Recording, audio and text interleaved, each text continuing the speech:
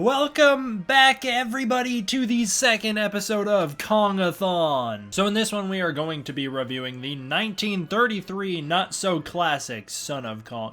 I actually say that. I say it like I don't like the movie. I do like the movie, but it's just not as good as the original. It can't be, you know, it just can't match that. The original is perfect. Son of Kong, I remember when I originally recorded this review back in 2017, I was going as far as to say it's the most underrated sequel of all time. I don't know if I'd still stand by that. I do like the movie. I do. I like the movie. But I don't know if it's that good, you know? I feel like I could probably, if I put some thought into it, think of some sequels that I like more than I like this one that are still quite underrated. The story behind this is King Kong comes out. It's a huge success at the box office. RKO is like, yeah, we want another one. Marion C. Cooper and Ernest Schoedsack, they're allowed to make the sequel under the condition that they get it done before 1934. It had to come out the same year because RKO thought that, oh, audiences are gonna forget King Kong, which it wouldn't have happened, but they were like, audiences are gonna forget King Kong, they're not gonna remember what it is, so we have to rush the sequel so that people still have Kong fresh on their mind. If that was really such a concern, couldn't they have just done a re-release? Like, couldn't they have allowed Schoedsack and Cooper to make the movie they wanted to make and then just re-release Kong beforehand if they're that worried that people are gonna forget it? I don't know. That's what maybe I would have done, or maybe I would have just not done that and I would have just made the sequel and released it as if it's a sequel. The Universal Monsters were getting sequels back then, and it's not like people forgot what the previous film was. Not like someone saw Bride of Frankenstein and went, wow, I really wish there was a first Frankenstein because I don't know what's going on. No, they knew what the first Frankenstein was. They saw it. Either way,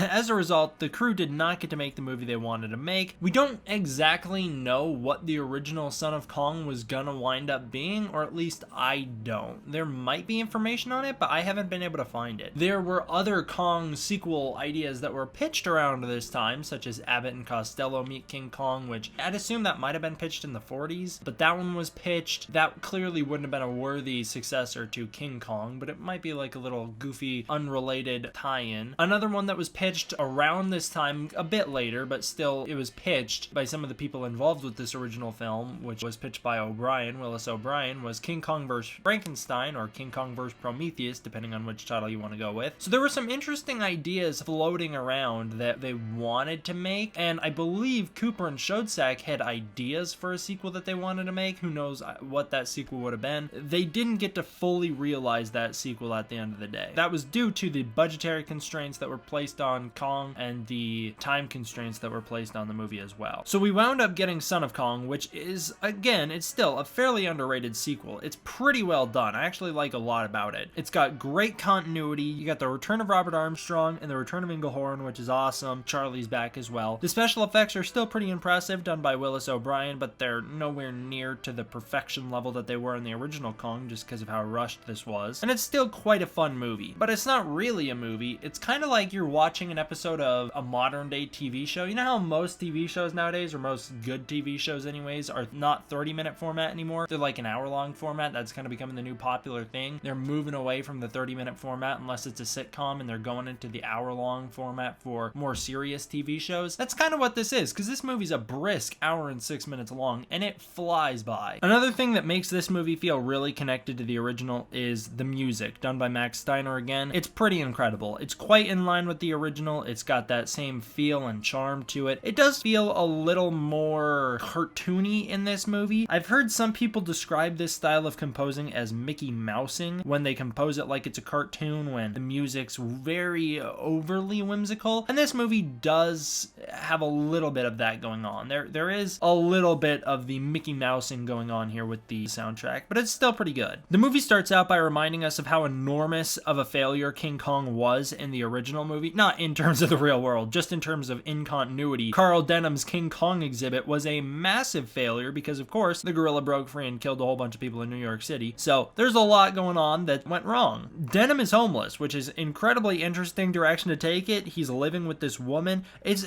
just crazy to see the consequences of something like King Kong. You don't really think about that when you watch the original movie. You don't think, seeing that end shot, it was beauty killed the beast. You don't go, oh yeah, this guy is screwed. This guy's whole career is over right here. You don't think that, but that's the case as we see in this movie. It's really cool to see the aftermath of that. If you guys remember my Godzilla vs. Biollante review, you would remember that the thing that I loved about Godzilla vs. Biollante is that you see the aftermath of Godzilla 1984 on a level that you don't see in any other Godzilla movie. So I think it's great to see aftermath of these big monster events in these movies. The movie takes place only a month after Kong dies, so things are still pretty fresh. Denham is swimming in debt and he's getting new bills every day about property damage, and he's being sued by everybody who could possibly want to sue him. Denham says he regrets taking Kong off the island and not keeping him safe. Charlie the cook shows up, which is awesome. He gives Denham a message and says Englehorn needs him for a new job. Denham's able to sneak out of the house he's been staying in after being harassed by some reporters, which is again pretty interesting, hearing him talk about like, oh, you know, I messed up talking to these reporters. I think it's cool. He heads out, goes to Englehorn's ship, and then there we meet Englehorn again, played by the same actor, which is again great continuity. Englehorn explains how he's also in debt and in need of help. He says Carl and him are in this together. People blame him for bringing Kong to the mainland because it was his ship, and for going along with Carl's plan in the first place. Carl learns that he's about to go to jail via some little weird dude. I don't remember what his name is, but he's a fun little character. He like shows up and gives Denham all of his summons and is like, hey, you got another court date because you're being sued again. They got a little nice funny relationship. It's kind of a comedic movie. Englehorn gets his skeleton crew together and then they sail off, starting a new shipping company. Carl agrees to it, and so he joins the company, and Charlie just goes along with it just because he can. They land at Dokang. I do not know how to say that. Dukang? I don't know what this place is, but they land at some place, and they're not too far away from Skull Island. There's actually a really great scene where Denham asks Englehorn, you know, how far away are we from Kong's Island? And Englehorn has the exact number, and Denham's all surprised by it. It's pretty great. Very subtle face acting going on in that scene as well. I really like that. There's some irony as Denham and Englehorn watch this little circus show with monkeys, and they're all jumping around playing instruments, and it's like, oh, look how cute little monkeys are compared to the giant gorilla we captured a year ago, or if it was a month ago. So I don't know. We actually don't know how much time passed between the beginning and now, so it could have been a year. I don't know. This girl Helen Mack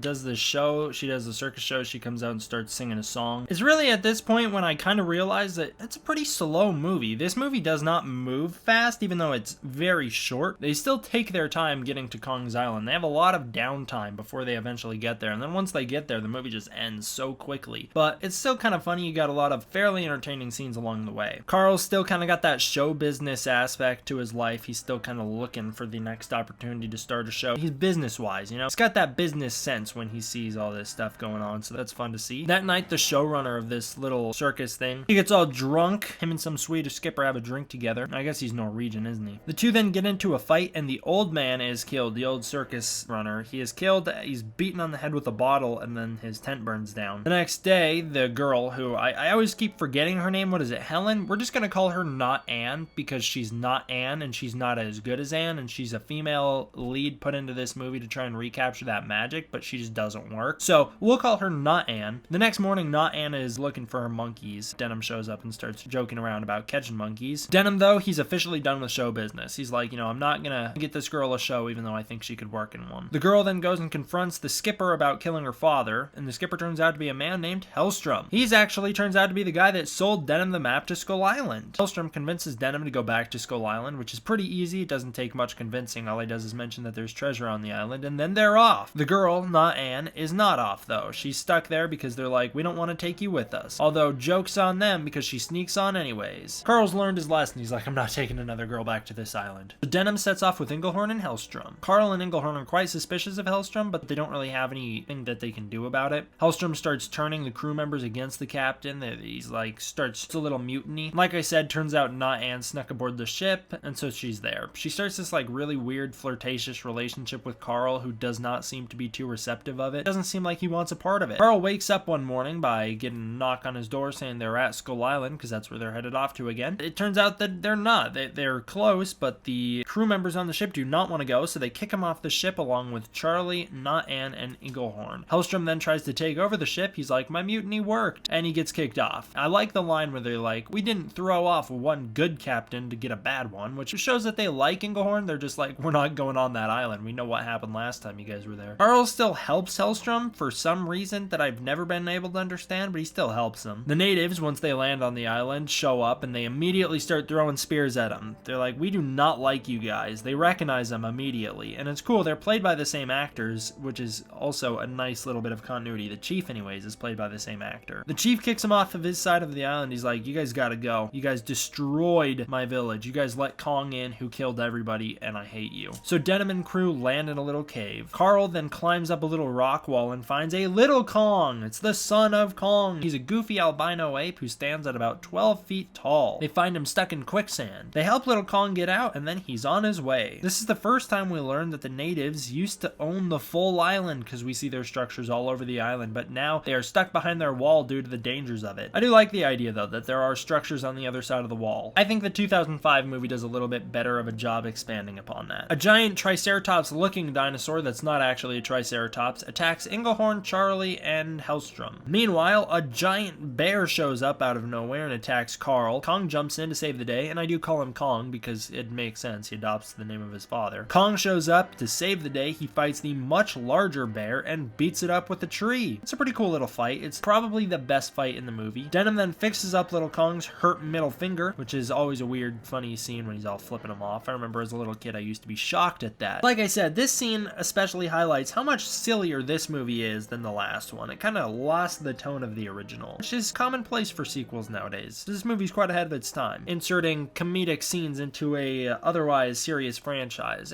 Where can I think of that happening in modern day movies? Little Kong protects Carl and not Ann while they sleep. He's their little guard ape. He really likes them. They saved his life, and so he's out to save theirs. Englehorn gets free the next day after the Triceratops-looking dinosaur runs away. Little Kong helps Carl find the treasure of the island. Kong then breaks the only gun that the guys have, which is not something that they're happy about. Suddenly, some giant serpent-esque monster shows up. It's got legs, though. It shows up and starts fighting Kong to the death. It's another really cool fight here, although it's quite short. Little Kong beats it up, kills it, and then starts messing with its jaw, just like his father. Hellstrom reveals that he didn't actually know there was treasure on the island. He just wanted to get away from whatever that weird little country they were in because he didn't want to be arrested for murder, so he lied to them to get them on the island, which they are not too pleased about. There's this beautiful looking water dragon thing that shows up and kills Hellstrom as he tries to steal their boat. It looks incredible. It's one of the best effects in the movie for sure. Suddenly an earthquake hits the island, which is my least favorite part of the movie. It feels very unnecessary. I guess they just wanted to end it so that there couldn't be any more sequels, but there's better ways to do that than this. An earthquake hits the island and the entire island just sinks all of a sudden. It just sinks up. Kong gets trapped while trying to swim off the island, so he's stuck sinking with the island. He's at the very tippy top of it, and Denim's there with him, so Kong grabs Denim and holds him above the water as he goes down with the ship. Denim is held up above the water long enough for him to be saved by Englehorn's life raft. Kong is then swallowed under the ocean and killed, so the legacy of Kong's species dies here. The crew's exhausted and deprived of all resources until a ship shows up to rescue them. They do have some of the treasure from the island though, so they are still quite rich. A boat shows up and rescues them at the end of the movie, and it's a happy ending. The girl, not Ann, makes one last move to get Carl's love, and he seemingly accepts it, but also not really. It's not like they kiss or anything. She just kind of snuggles up next to him, and he just kind of doesn't stop her. It's weird. I really don't like their relationship. The movie then ends. Like I said, it's quite quick. Son of Kong's a bit of a mixed bag. Overall, I like more than I don't, but there are some things I have a problem with. Number one, the human story is not, well, okay, that made it sound like I have a problem with the human story. No, the human story I think is great. I like the characters for the most part. There are some unnecessary things. I don't think we need to spend as much time dilly-dallying around before we get to Skull Island. I think we could have done with more Skull Island stuff, but given the fact that this movie was incredibly rushed, it's clear that they